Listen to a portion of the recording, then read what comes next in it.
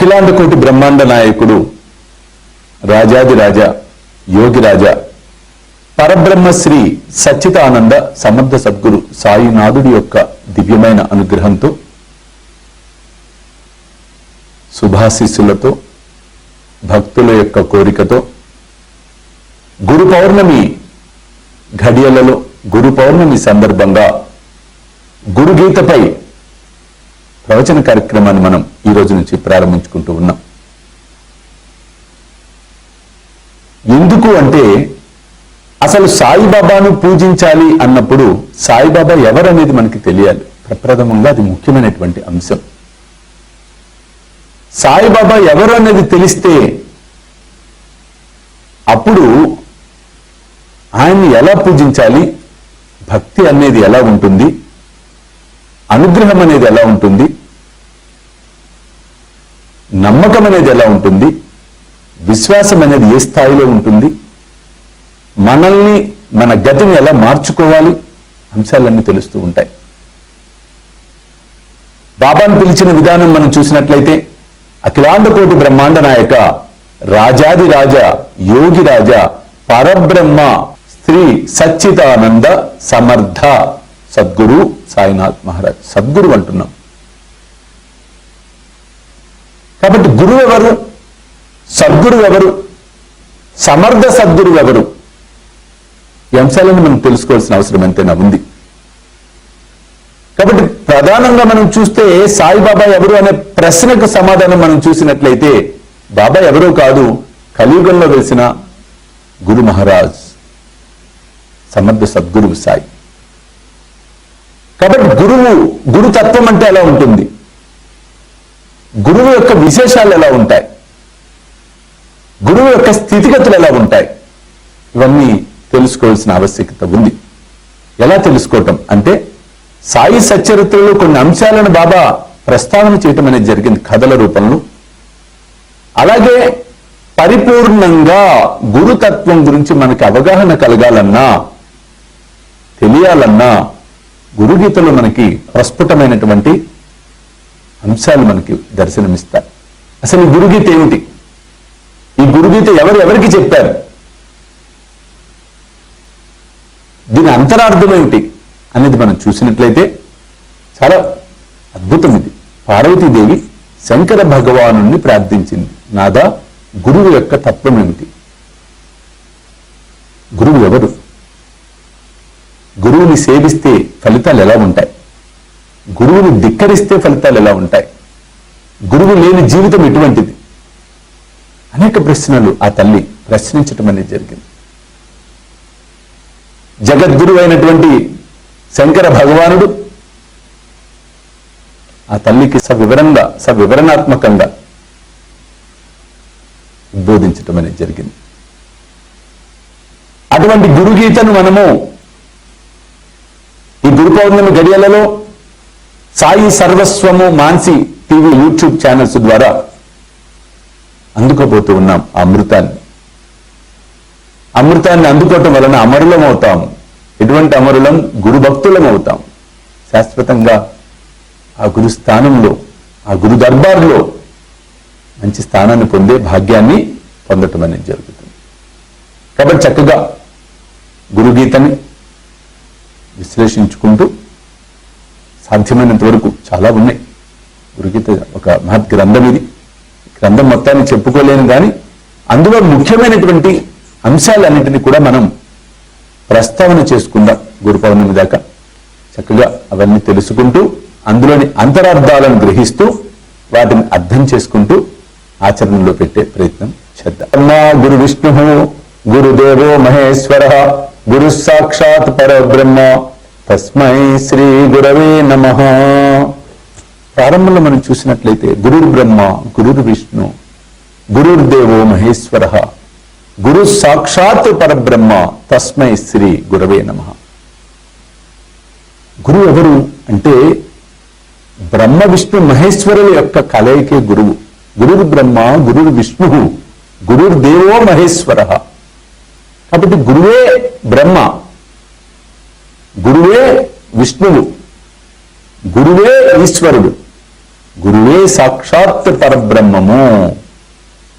అటువంటి పరబ్రహ్మానికి మనం నమస్కరిస్తున్నాం. తస్మై శ్రీ గురవే నమః అంటున్నాం. చూడండి, బ్రహ్మ విష్ణు మహేశ్వరులు. ఇక్కడ ప్రధానంగా మనం గమనించవలసింది ఏంటంటే, ఒక్కసారి గురువు చుట్టూ మీరు ప్రదక్షిణ చేస్తే ఏకకాలంలో బ్రహ్మ విష్ణు మహేశ్వరులకు ప్రదక్షిణ చేసినంత ఫలితం అనేది తప్పకుండా లభిస్తుంది. కాబట్టి బాబాకు మీరు ప్రదక్షిణ చేసేటప్పుడు, లేదు దత్త భగవానుడికి ప్రదక్షిణ చేసేటప్పుడు, లేదు మీ గురువులకు ప్రదక్షిణ చేసేటప్పుడు భక్తి శ్రద్ధలతో వినయ విధేయతలతో ఈ శ్లోకాన్ని చదువుకుంటూ ప్రదక్షిణ చేసినట్లయితే గొప్ప ఫలితాలు వస్తాయి. బ్రహ్మ విష్ణు మహేశ్వరులకు ఏకకాలంలో మనం నమస్కరించినట్లే, గురువుకి సేవ చేస్తే బ్రహ్మ విష్ణు మహేశ్వరులకు ఏకకాలంలో సేవ చేసినంత ఫలితం అనేది వస్తుంది. కాబట్టి అటువంటి గురువుకి, మన గురువుకి, నా గురువుకి, సమర్థ సద్గురు సాయికి ప్రణమిల్లుతూ సాష్టాంగ నమస్కారం చేస్తూ, ఆ శంకర భగవానుడికి నమస్కారం చేస్తూ, విఘ్నేశ్వరుడికి నమస్కరిస్తూ, సర్వదేవతలను ప్రార్థిస్తూ మనం గురుగీతను ప్రారంభించుకుందాం. ముఖ్యంగా ప్రథమోధ్యాయంలో మొదటి శ్లోకాన్ని ఇప్పుడు మనం చూద్దాం. అచింత్య వ్యక్త రూపాయ నిర్గుణాయ గుణాత్మనే సమస్త జగదాధారమూర్తయే బ్రాహ్మణే నమః. అచింత వ్యక్త రూపాయ నిర్గుణాయ గుణాత్మనే సమస్త జగదాధారమూర్తయే బ్రాహ్మణే నమః.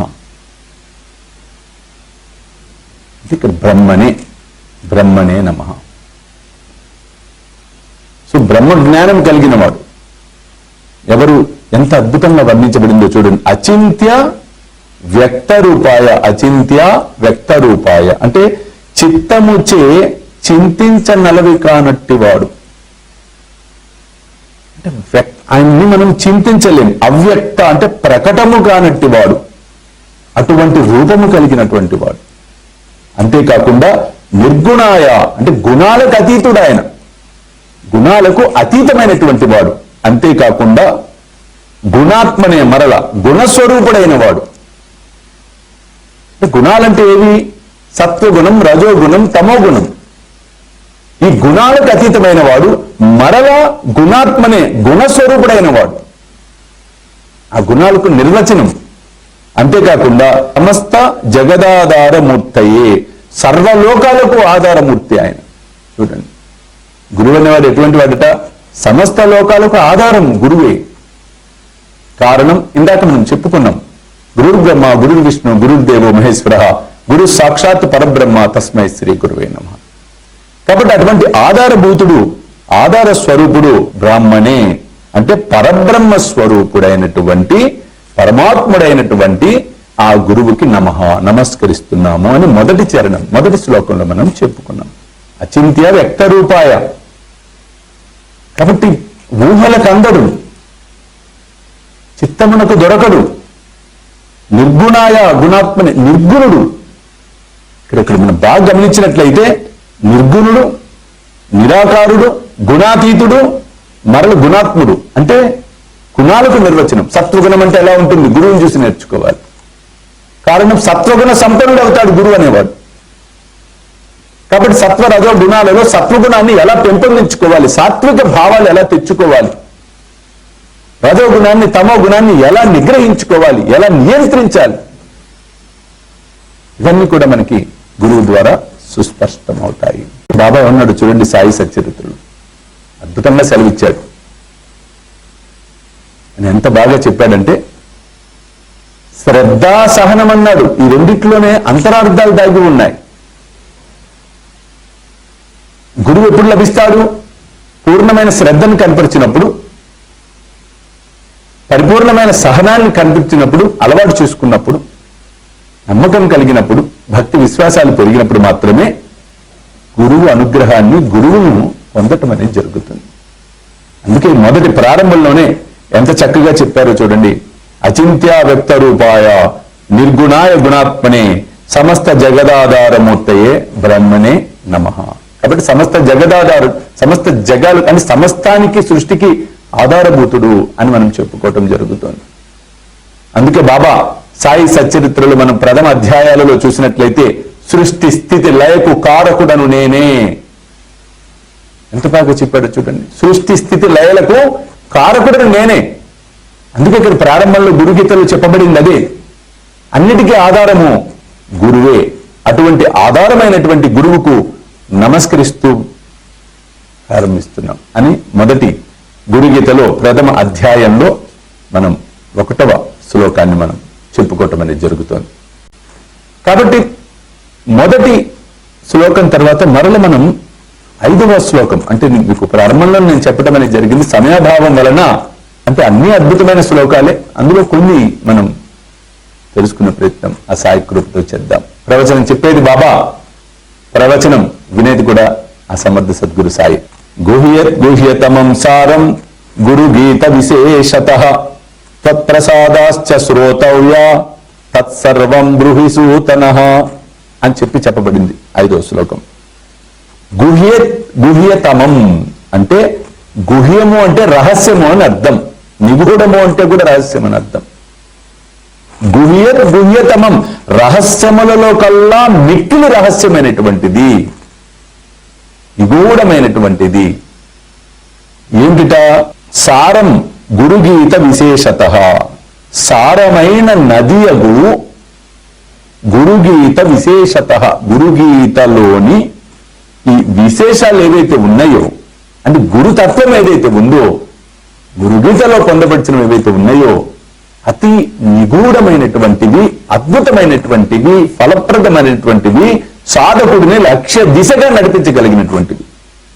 అటువంటి త్వత్ప్రసాదాశ్చ శ్రోతవ్య తత్సర్వం బృహి మీ అనుగ్రహము వలన వినదగినది తత్ ఆ సర్వము సమస్తమును మాకు విశేషతః విశేషముగా బృహి చెప్పుము అని సూతమహాముని అడగటం అనేది జరుగుతోంది.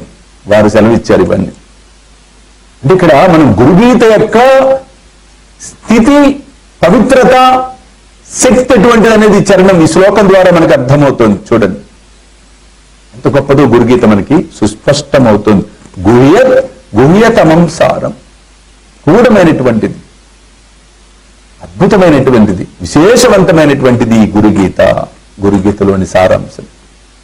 అటువంటి గొప్పదైన సారాంశాన్ని మాకు తెలియచెప్పుము అని చెప్పి ప్రార్థిస్తున్నారు. అక్కడ గురుగీత ఎంత శక్తివంతమైనదో ఆ గురువు యొక్క చరిత్ర అయినటువంటి సాయి సచ్చరిత్ర అంత శక్తివంతమైనది అని మనం అర్థం చేసుకోవాలి. ఇక్కడ సాయిబాబా అవతారం సామాన్యం కాదు, మహా అవతారం. ఆ మహా అవతారం ఎవరంటే గురువు, సమర్థ సద్గురు. కాబట్టి అటువంటి సమర్థ సద్గురు అయినటువంటి సాయినాథుడి యొక్క దివ్య చరితమే శ్రీ సాయి సచ్చరిత్ర. నిగూఢంగా ఉన్నాయి. ఇక్కడ ఏ శ్లోకమైతే చెప్పబడిందో గురుగీత కోసం అది సాయి సచ్చరిత్రకు తప్పకుండా వర్తిస్తుంది. గుహ్యతమం సారం విశేషతః సాయి సచ్చరిత్ర. ఇక్కడ గురుగీత సాయి, ఎందుకంటే నా అనుభవంతో చెప్తున్నాను.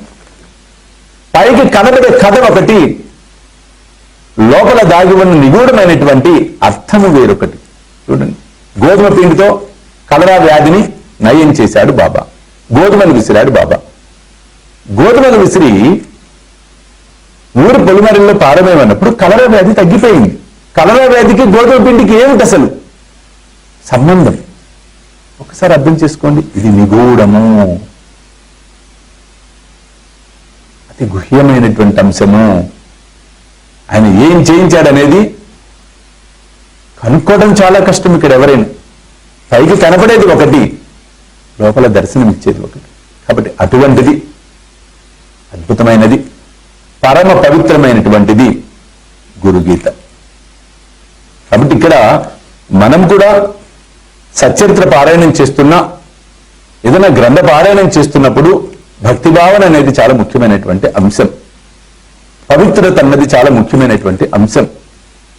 పవిత్రత అనేది లౌకిక పరంగా కనబడే పవిత్రత అనేది అదొక అంశం, కానీ మానసిక పవిత్రత అనేది చాలా ముఖ్యం. అంటే ఒక గ్రంథం ఉంది, ఇది పుస్తకాన్ని కళ్ళకద్దుకోవటం అనేది బాహ్యం. అది కానీ మనసులో చాలా బలమైనటువంటి నమ్మకం, స్థిరమైనటువంటి భక్తి. ఇది సాక్షాత్ ఈ గ్రంథం అంటే దైవమే అని మనసు విశ్వసించి చేయటం అది వేరే విషయం. అందుకే మనస వాచ కర్మణ త్రికరణ శుద్ధిగా అంటున్నాం మనం. చూడండి, ఎప్పుడైతే త్రికరణ శుద్ధిగా ఒక సాధన చేస్తామో, ఒక పారాయణం చేస్తామో, ఒక ప్రవచనం వింటామో అది ఫలవంతం అవుతుంది. ఎందుకు త్రికరణ శుద్ధి అంటే పరిపూర్ణమైనటువంటి అవగాహన, పరిపూర్ణమైనటువంటి భక్తి, పరిపూర్ణమైన విశ్వాసాలతో మనం చేస్తూ ఉంటాం. కాబట్టి గురుగీతలో మనం ఇప్పుడు 7వ శ్లోకం 1వ అధ్యాయంలో మనం చూద్దాం. శృణుద్వం మునయ సర్వే శ్రద్ధయా పరయా ముదా వదామి భవరోగగ్నిం గీతాం మాతృస్వరూపిణి. ఇదంతా కూడా గురుగీత గొప్పదనం ఎంత చక్కగా చెప్తున్నారు చూడండి. శృణుద్వం మునయ సర్వే శ్రద్ధయా పరయా ముదా వదామి భవరోగగ్నిం గీతాం మాతృస్వర. ఇక్కడ చెప్పడం హే మునయ అంటే, హే మునయ అంటే మునీశ్వరులారా, సర్వే మీరందరూ అంటే సర్వులు అందరూ, పరయా పరయా అంటే శ్రేష్టమగు, శ్రద్ధయా శ్రద్ధతో, ముదా ముదము అంటే సంతోషముతో, శృణుద్వం వినుడు వినండి అని చెప్తున్నారు. మొదటి దాంట్లో శృణుద్వం మునయ సర్వే శ్రద్ధయా పరయా ముదా. కాబట్టి ఓ మునీశ్వరులారా మీరందరూ ఎలా శ్రద్ధగా వినండి, చెప్పబోయేదాన్ని సంతోషంతో వినండి. శ్రద్ధ అంటే చూడండి, వింటుంటే తాదాత్మికత అంటాం మనం, ఆనందం అంటాం, పరమానందం అంటాం. రంజింపజేయటం హృదయాన్ని అలా మనసుకు హత్తుకునేలాగా వినండి అంటే మునులకు చెప్పటం కాదు, ఇక్కడ మనందరికి కూడా చెప్పటం.